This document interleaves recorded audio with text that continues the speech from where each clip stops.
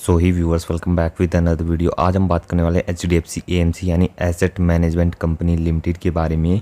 तो जानेंगे क्या आने वाले सालों में ये कंपनी ये स्टॉक 5000 से ऊपर के टारगेट दिखा सकता है। जानते हैं आज की इस वीडियो में, फुल एनालिसिस करेंगे। तो यहाँ पर हम वीडियो की शुरुआत करेंगे। तो यहाँ पर देखो यार, तो कंपनी को इनकॉर्पोरेट किया गया था 1999 में। ऑलमोस्ट आप 24 साल कह सकते हो कंपनी को हो चुके हैं। अब यहाँ पर हम थोड़ा नीचे जाएंगे तो कहीं ना कहीं ये जो ग्रुप है, ये जो कंपनी है, एक बड़े ग्रुप के साथ जुड़ी हुई कंपनी है HDFC ग्रुप, जिनके बहुत सारे बैंक्स पे हमें देखने को मिल जाते हैं। बहुत ही मैसिव बैंक HDFC बैंक का नाम भी आपने सुना ही होगा। यहाँ पर आप देखोगे तो ये जो स्टॉक है, ये कंपनी जो है BSE एंड NSE पे लिस्टेड आपको देखने को मिल सकती है। मार्केट कैपिटलाइजेशन बात करेंगे तो यहाँ पर आपको लार्ज कैप कैटेगरी में एक कंपनी देखने को मिल जाती है। 54,442 CR का इसका जो है मार्केट कैपिटलाइजेशन देखने को मिल जाता है। एक बड़ी कंपनी, एक अच्छे टाइप की कंपनी। अब नीचे रहेंगे, PE रेशियो देखो तो 34.3 का, थोड़ा सा इसका PE रेशियो ऊपर जा चुका है। लेकिन प्रॉफिटेबिलिटी देखेंगे आप तो अच्छे तरीके से ग्रो होती रहती है। डिविडेंड यील्ड इसका 1.5 से 2% के ऊपर नीचे वेरी करता रहता है। तो कहीं ना कहीं डिविडेंड भी कंपनी अच्छा पे करती है। ROE ROC दोनों ही अच्छे लेवल पे हैं। इसके अलावा फेस वैल्यू यहाँ पर आप देखो तो फेस वैल्यू इसकी 5 की देखने को मिलती है। अब यहाँ पर आप देखोगे तो ये कंपनी जो है 5 की फेस वैल्यू के साथ ही लिस्ट की गई थी, यानी अभी तक कोई कॉर्पोरेट एक्शन नहीं हुआ है, कोई स्टॉक स्प्लिट इसने अभी तक नहीं दिया है। इसकी जो है वैल्यू ही 5 रखी गई थी। तो चलिए अब नीचे चलेंगे, यहाँ पर हम इसका थोड़ा सा चार्ट देख लेते हैं। बहुत इसने डाउन परफॉर्मेंस दिखाई है पिछले 5 सालों से। यहाँ पर आप देखोगे तो लगभग ये जो है लगभग 4000 के लेवल्स को टच करके स्टॉक नीचे आया है। अभी वापस से स्ट्रॉन्ग मोमेंटम कहीं ना कहीं ये दिखाना शुरू कर चुका है। अब यहाँ पर हम मैक्स चार्ट की बात करेंगे तो मैक्स चार्ट आप देखोगे तो मैक्स चार्ट में भी कुछ खास इसने किया नहीं है। 2018 सितंबर के आसपास इसकी लिस्टिंग देखने को मिली। उसके बाद इसने जो है अच्छे खासे लेवल्स को टच किया था, 3500 से ऊपर गया था। ऑलमोस्ट 4000 के लेवल्स को टच करने के बाद ये जो स्टॉक था ट्रेल करता हुआ नीचे आया है। और यहाँ पर आप देखो तो अच्छा खासा इसने गिरावट दिखाई है। लेकिन अब हम इसके फाइनेंशियल्स के ऊपर चलते हैं। तो फाइनेंशियल आप इसके देखोगे तो यहाँ पर जो है कंपनी ने, चाहे वो रेवेन्यू हो, यहाँ पर आप देखोगे तो कहीं भी रेवेन्यू में डिप नहीं दिखाया। यहाँ पर आप देखोगे तो जून 2020 में कंपनी का 411 करोड़ का टोटल सेल्स था। यहाँ पर आप देखो सेल्स यानी रेवेन्यू था। और उसके बाद आप सितंबर 2020 में कंपनी ने 456 CR का, यहाँ पर आप चेक करोगे तो 456 का CR का टोटल सेल्स की। उसके बाद दिसंबर 2020 में 482, फिर 503, 507, 542, 542 करोड़ और फिर 550 करोड़। और यहाँ पर आप देखो तो कहीं ना कहीं दिसंबर 2021 से मार्च 2022 के बीच में हमें जो है रेवेन्यू में थोड़ा सा प्रेशर देखने को मिला। फ्लैटेस्ट परफॉर्मेंस थोड़ा सा नीचे आया, उसके बाद वापस से रिकवरी। और कहीं ना कहीं आप देखोगे तो दिसंबर 2022 तक इसने जो है अच्छी खासा रिकवरी अपना रेवेन्यू कर दिया था 560 करोड़। और वापस से देखा तो प्रेशर तो यहीं देखा जाए तो एक क्वार्टर में कंपनी का रेवेन्यू थोड़ा सा नीचे आएगा और अगले क्वार्टर में कंपनी रेवेन्यू भी कहीं ना कहीं अच्छा कर रही है, प्लस माइनस। यहाँ पर आप देखो तो स्लोली जो है कंपनी की सेल्स बढ़ रही है, कंपनी का रेवेन्यू बढ़ रहा है, जो कि एक पॉजिटिव पॉइंट है। देखिए स्लोली बढ़ रहा है बेशक, लेकिन ग्रोथ देखने को मिल रही है और लगातार कंपनी के रेवेन्यूज़ बढ़ते जा रहे हैं। अब नेट प्रॉफिट की यहाँ पर हम बात करते हैं तो यहाँ पर आप चेक करोगे तो जून 2020 में यहाँ पर आप देखोगे 380 करोड़ का कंपनी ने टोटल नेट प्रॉफिट निकाला। उसके बाद आप देखो 463, 483, यहाँ पर आप देखो 483, फिर 423। यहाँ पर हमें जो है नेट प्रॉफिट में प्रेशर देखने को मिला। कंपनी का जो नेट प्रॉफिट है वो नीचे आया। और उसके बाद आप देखोगे तो रिकवरी भी अच्छी दिखनी, 466, फिर 461, फिर यहाँ पर आप देखोगे तो लगभग रिकवरी हमें देखने को मिल चुकी थी। यहाँ पर देखो 485 CR का, और यहाँ पर आप देखो 443 करोड़, फिर देखो 385 करोड़, वापस से गिरावट। और उसके बाद आप देखोगे 493 और फिर 501 करोड़, फिर 492, फिर 571। तो कहीं ना कहीं देखा जाए, यहाँ से कंपेयर किया जाए 380 करोड़ से कंपनी का आज नेट प्रॉफिट हो चुका है 571 करोड़। अब यहाँ पर देखोगे आप तो लॉन्ग टर्म में कंपनी चाहे क्वार्टर ऑन क्वार्टर बेसिस की सेल्स हो उसमें ग्रोथ दिखा रहा है, चाहे नेट प्रॉफिट हो उसमें भी जंप ही हमें देखने को मिल रहा है। तो ये मेरे हिसाब से बहुत ही एक बड़ा पॉजिटिव पॉइंट है। अब चलिए नीचे चलेंगे। अब ईयर ऑन ईयर बेसिस की सेल्स हम कंपेयर कर लेते हैं। 2013 का डेटा हम यहाँ पर देखेंगे। लगभग 700 और 800 के बीच जो है कंपनी की सेल्स देखने को मिली। यहाँ पर आप देखोगे 777 की सेल्स कंपनी कर रही थी और 2014 में ये बढ़ के 898 CR हो गई। और उसके बाद आप देखोगे तो 1000 CR को कंपनी ने कहीं ना कहीं 2015 में क्रॉस किया। और उसके बाद देखोगे 1490 2016 में, और 2017 में आप देखोगे तो 1500 से भी ऊपर, यानी 1500 करोड़ से ऊपर की सेल्स कंपनी ने की।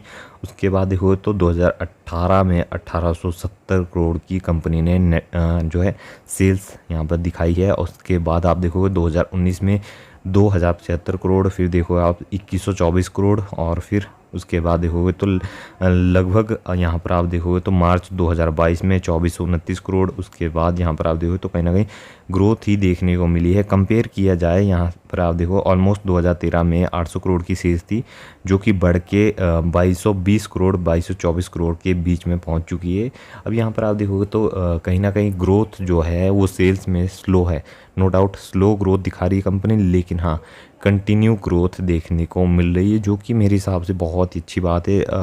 हमें ग्रोथ से मतलब होता है ना कि स्लो या फास्ट, जो भी हो सकता है आने वाले दिनों में हो सकता है कंपनी और भी फास्ट तरीके से ग्रो करना शुरू करे अच्छी तरीके से कंपनी की सेल्स में और नेट प्रॉफिट में। अब यहाँ पर हम थोड़ा सा नेट प्रॉफिट भी देख लेते हैं। अब देखोगे तो सेम हम ऊपर जाना चाहिए, ईयर 2013 यहाँ पर आप देखोगे, और ये जो है नेट प्रॉफिट्स यहाँ पर आप देखो 319 करोड़, फिर देखो 358, फिर 416 देखो, फिर 478, फिर 550, फिर देखो 700 करोड़, फिर 900, यहाँ पर आप देखो तो 1200 करोड़ को क्रॉस किया, 1300 करोड़, और अभी ऑलमोस्ट कंपनी जो नेट प्रॉफिट्स है वो 1500 करोड़ को भी क्रॉस कर चुके हैं। अब यहाँ पर आप देखोगे तो कहीं ना कहीं कंपनी की जो performance year on year basis पर तो कहीं भी प्रेशर नहीं देखने को मिल रहा। हर जगह कंपनी ने जो अपने नेट प्रॉफिट है उसे अच्छे तरीके से मेंटेन किया है। अब यहाँ पर आप देखोगे तो कहीं भी गिरावट नहीं है, नेट प्रॉफिट में अच्छे तरीके से बढ़ते ही जा रहे हैं और बहुत ही बढ़िया तरीके से कंपनी अपने नेट प्रॉफिट को मेंटेन कर रही है। अब नेट प्रॉफिट बढ़ेगा तो सीधी सी बात है आपका जो है डिविडेंड पे आउट, यहाँ पर आप देखो तो 39% का डिविडेंड एक टाइम पर कंपनी पे आउट कर रही थी। उससे पहले आप देखो तो 35, फिर 39, फिर 42%, फिर 42, 47, 50, 47 यहाँ पर थोड़ा सा हमें गिरावट देखने को मिली। फिर उसके बाद देखो 55, 64, 72, अभी हाल फिलहाल में कंपनी ने 72% का डिविडेंड पे किया है। तो कहीं ना कहीं देखा जाए कंपनी की सेल्स में जा रहे हैं, नेट प्रॉफिट बढ़ते जा रहे हैं, कंपनी का डिविडेंड यील्ड बढ़ता जा रहा है, और डिविडेंड यील्ड वैसे भी बढ़ना ही चाहिए क्योंकि कंपनी नेट प्रॉफिट अच्छे मेंटेन कर रही है, नेट प्रॉफिट अच्छा रहा, पैसा कंपनी अच्छा कमा रही है, तो आगे जो है अपने शेयर होल्डर्स को डिविडेंड भी अच्छा पे करने वाली। अब हम बात करेंगे कंपाउंडेड सेल्स ग्रोथ की। कंपाउंडेड सेल्स ग्रोथ देखोगे आप तो यहाँ पर हमें जो है थोड़ा जो है स्लो प्रोग्रेस देखने को मिली। कंपाउंडेड सेल ग्रोथ देखो तो 12% है, ओके टाइप की है, 5 ईयर की 6% है, 3 सालों की 5%, और अभी हाल फिलहाल की हमें जो है 4% देखने को मिली है। कंपाउंडेड प्रॉफिट ग्रोथ, अब यहाँ पर आप देखो कंपाउंडेड प्रॉफिट ग्रोथ जो है 10 सालों की 16%, 5 सालों की 15%, 3 सालों की यहाँ पर आप देखो 4%, और अभी हाल फिलहाल की 17% के आसपास देखने। अब CAGR आप देखोगे कंपाउंडिंग यहाँ पर देखोगे तो 10 सालों का डेटा में नील देखने को मिला है, यानी नहीं है। अब 5 ईयर के आप देखोगे तो कहीं ना कहीं कंपाउंडेड इतनी कुछ खास इसमें नहीं की हुई है। मैंने आपको बताया कि स्टॉक ने अभी परफॉर्मेंस नहीं दिखाई है, लेकिन हाँ जब भी दिखाएगा बहुत ही अच्छी परफॉर्मेंस दिखाने वाला है, बहुत ही धाकड़ परफॉर्मेंस दिखाने वाला है। अभी जो शेयर आपको देखने को मिल रहा है इतने नीचे लेवल पे, यहाँ पर ये नहीं टिकने वाला है, ये आपको पता होनी चाहिए बात। इस कंपनी ने बहुत ही अच्छे तरीके से नेट प्रॉफिट मेंटेन किए हैं, कंपनी सेल्स बढ़ती जा रही है, तो कहीं ना कहीं जब भी आपको इसके शेयर प्राइस में तेज़ी देखने को मिलेगी तो जो तेज़ी रहने वाली है बहुत ही बेहतरीन तेज़ी रहने वाली है जब भी ये स्टॉक दिखाएगा। और यहाँ पर अभी CAGR हम जो है स्किप करते हैं क्योंकि देखा जाए तो अभी परफॉर्मेंस कुछ खास आई नहीं है। रिटर्न ऑन इक्विटी यहाँ पर 32% की 10 सालों की है, 5 सालों की 29, 27, 3 साल की लास्ट ईयर की 24%। अब यहाँ से हम नीचे चलेंगे। अब आता है हमारा रिजर्व्स का डेटा, उसके नीचे आप बोरिंग्स देखोगे, यानी डेट देखोगे तो डेट यहाँ पर 0 देखने को मिलता है क्योंकि एसेट मैनेजमेंट कंपनी है। एसेट्स को मैनेज करती है। कंपनी के पास कैश बहुत ज़्यादा होता है, रिटेलर्स का कैश इसे हम कह सकते हैं। म्यूचुअल फंड्स में जो है रिटेलर्स पैसा डालते हैं और ये जो पैसा है ये कंपनी मैनेज करती है, अलग अलग जगह पे इन्वेस्टमेंट करती है, उससे रिटर्न्स निकालती है। वो रिटर्न्स निकाल कर जो है पब्लिक को दिया जाता है, उसमें से फ़ीस काटी जाती है जो कि इसका जिससे ये कमाई करती है। तो ये बात आपको समझ आनी चाहिए। इसके अलावा आप देखोगे तो कंपनी के जो रिजर्व्स हैं उनमें लगातार ग्रोथ देखने को मिल रही है। आप देखोगे तो 2013 में कंपनी टोटल रिजर्व्स लगभग 670 करोड़ के होल्ड करती थी, जो कि बढ़ के आज 6002 करोड़ हो चुके हैं। और कहीं भी हमें गिरावट नहीं देखने को मिली है रिजर्व में, कंपनी के रिजर्व बढ़ते ही जा रहे हैं।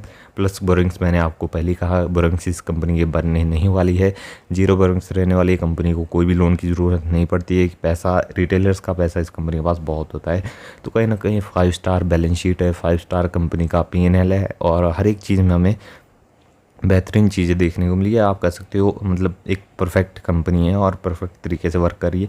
अब यहाँ पर हम जो है प्रमोटर होल्डिंग देखते हैं। तो यहाँ पर आप देखोगे तो प्रमोटर होल्डिंग्स यहाँ पर हमें थोड़ी जो है कम होती हुई नज़र आई है। 62 से आप देखोगे तो 52% पर जो है होल्डिंग्स आ चुकी है, यानी कहीं ना कहीं प्रमोटर्स ने सेलिंग की है। अब यहाँ पर जो सेलिंग की गई है, जो शेयर्स बेचे गए हैं, वो मेरे हिसाब से रिटेलर्स के पास नहीं जाने चाहिए, या तो इंस्टीट्यूशंस के पास जाने चाहिए। यहाँ पर आप देखोगे तो इंस्टीट्यूशंस FIs ने खरीदारी की है, जो कि बहुत अच्छी बात है। 7% के शेयर थे, लगभग 13% इनके पास हो चुके हैं। और साथ में DIs, डोमेस्टिक इंस्टीट्यूट इन्वेस्टर्स ने भी जो है वो खरीदारी की है। यहाँ पर आप देखोगे तो जो डोमेस्टिक इन्वेस्टर्स हैं उन्होंने लगभग 17% से 22% के बीच में हिस्सेदारी। और यहाँ पर आप देखोगे तो पब्लिक के पास वही स्टेबल 12% का शेयर्स है।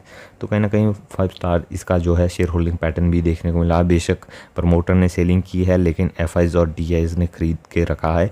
तो इन फ्यूचर और आने वाले सालों में ये आराम से 5000 के जो है लेवल्स को टच कर सकता है। लेकिन ये कोई डायरेक्ट मेरी तरफ से रिकमेंडेशन नहीं है, आपको अपनी स्टडी करनी है और किसी के कहने पर बाइंग या सेलिंग नहीं करनी है। ये थी हमारी आज की वीडियो अच्छी लगी हो लाइक, चैनल को सब्सक्राइब करना ना भूलिए।